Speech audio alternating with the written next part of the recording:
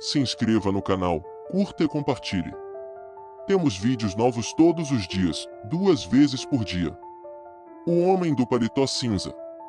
A noite caía pesada sobre o interior de São Paulo quando Kaique saiu do trabalho mais tarde do que deveria. A rua estava quase vazia, exceto pela névoa fina que parecia se arrastar como algo vivo entre os postes apagados.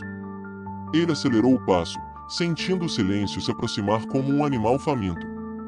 Foi então que, na calçada oposta, viu a silhueta rígida de um homem parado, imóvel, encarando-o. O sujeito vestia um paletó cinza antiquado, tão desbotado que parecia feito de poeira. Kaique parou por um instante, tentando entender por que aquela presença lhe dava a sensação instintiva de perigo. O homem não se mexia, mas havia algo errado com a posição do pescoço, inclinado para o lado como se tivesse sido quebrado. Quando Kaique piscou, o homem já estava mais perto, sem som, sem passos. O coração apertou no peito. Tentando ignorar, ele seguiu mais rápido. Algo dentro dele dizia que não deveria olhar para trás. Mas a curiosidade venceu o medo, e quando virou o rosto, o homem do paletó cinza estava a poucos metros, sorrindo. O sorriso não tinha expressão humana, era largo demais, tenso demais, como se a pele estivesse esticada por fios invisíveis. Kaique correu. O vento frio batia em seu rosto enquanto a sensação de ser perseguido crescia a cada segundo. Ele ouviu algo atrás de si, não passos, mas um som úmido, como carne arrastando no asfalto. Entrou na primeira rua lateral, respirando com dificuldade. Mas ao erguer os olhos, lá estava o homem do paletó cinza, parado, esperando, como se já soubesse para onde ele iria. O terror tomou conta por completo. Kaique tropeçou, quase caiu, mas continuou correndo sem pensar. A cada esquina que dobrava, o homem aparecia mais perto, sempre calado, sempre sorrindo, sempre com aquele pescoço torto. Nada fazia sentido. Aquilo não era humano. Ao chegar à sua rua, Kaique achou que tinha conseguido escapar. A porta de casa estava ao alcance da mão. Mas o silêncio atrás dele era mais assustador do que qualquer perseguição. Sabia que, se olhasse de novo, o homem estaria lá. Mesmo assim, virou-se. O homem estava ao lado dele. O paletó cinza exalava um cheiro de mofo e terra velha, como se tivesse sido retirado de dentro de um túmulo. Antes que Kaique pudesse reagir, a criatura inclinou o rosto para mais perto, e seus olhos, completamente pretos, refletiram apenas medo. E então, tudo ficou escuro. Kaique acordou sentado na cama, suado, tremendo.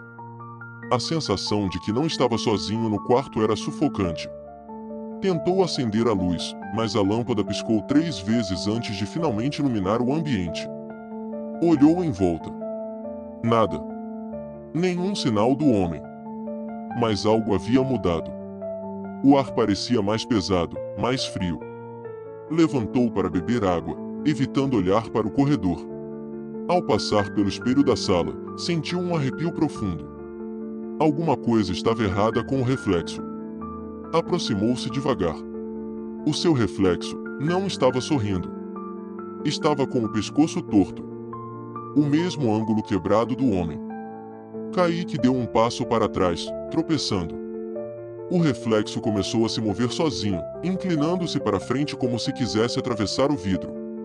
O sorriso se abriu, mostrando dentes que não eram seus. E então, atrás do reflexo, surgiu a sombra do paletó cinza. A respiração de Kaique falhou. Ele recuou até encostar na parede.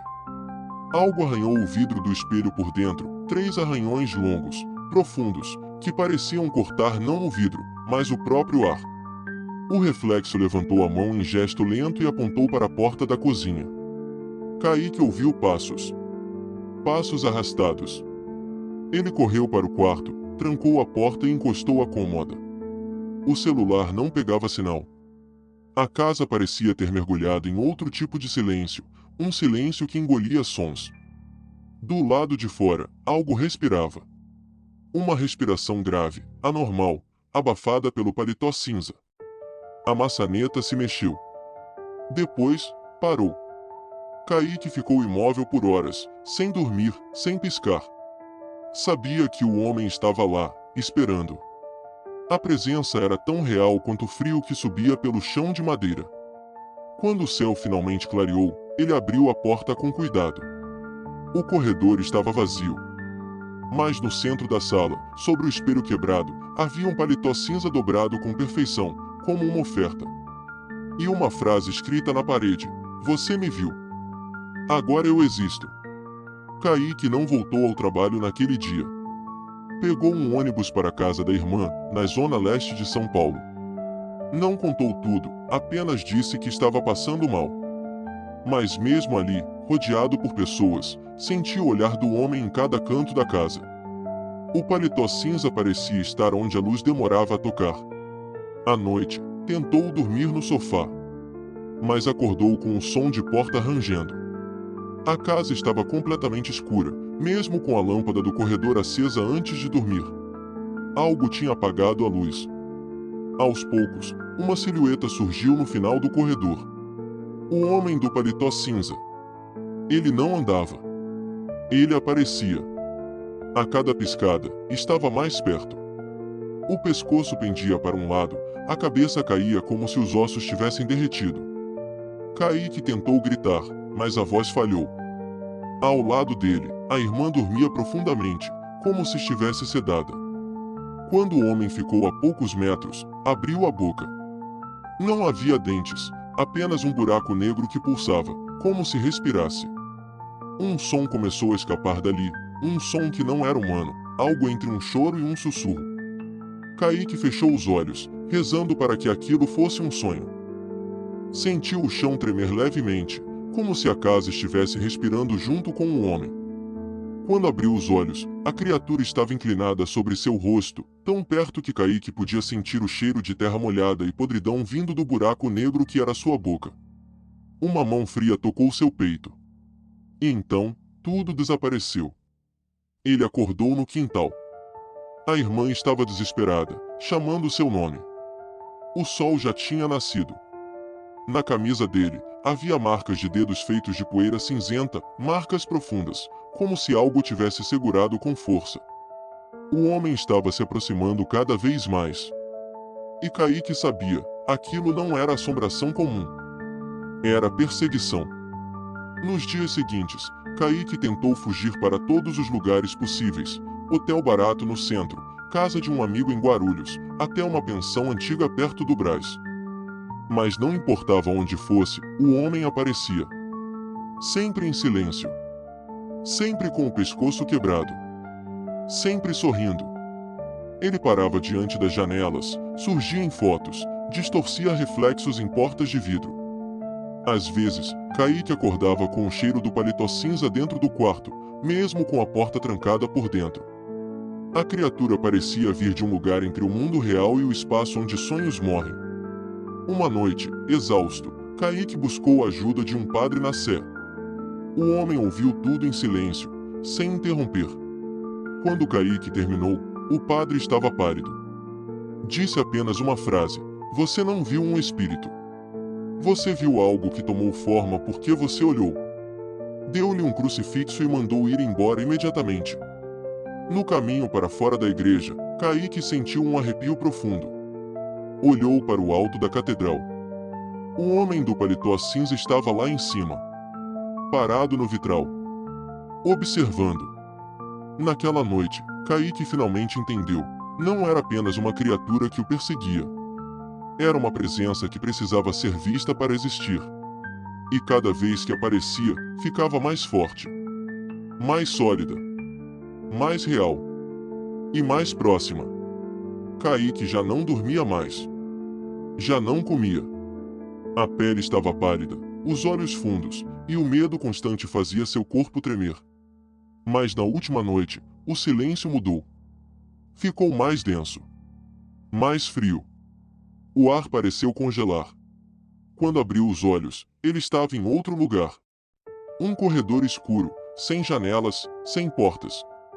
Apenas uma névoa cinzenta que se movia como respiração. Lá no fundo, uma sombra surgiu. Ele reconheceu imediatamente o paletó cinza. O homem andava agora.